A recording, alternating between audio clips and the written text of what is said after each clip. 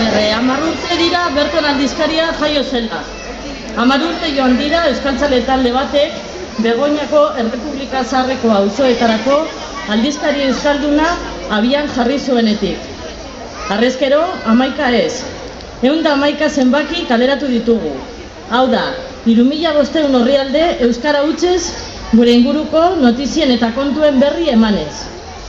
Auzoak protagonista, auzolanari esker iraun, hasi eta garatu egin den aldizkarian. Izan ere, Berton pertsona askoren laguntasunari zor diogu. Kazetariak, argazkilariak, kolaboratzaileak, harpidedunak, iragarleak, irakurleak, zuek, eskerrik asko guztioi. Eta eskerrak ematen hasita, ezin utzi bazterrean, Santutxuko jai batzordea eta Santutxuarrak oroar. Bertonen 10. urteurrenan pregoiaren ohorea eman izanagatik. Edozelan be, hau ez da Berton ganean berba egiteko momentua.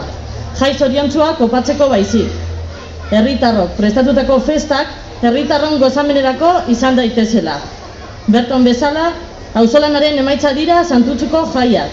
Denon artean, elkartasuna, parranda, giro ona, humorea eta alba da, sexua ere praktika dezagun.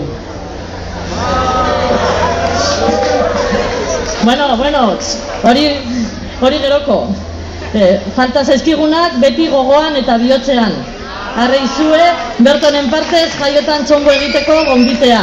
Festaren ditzean elkartopatuko dugu eta. Beraz, ondo pasa, gozatu eta gora Santutxuko jai herrikoiak.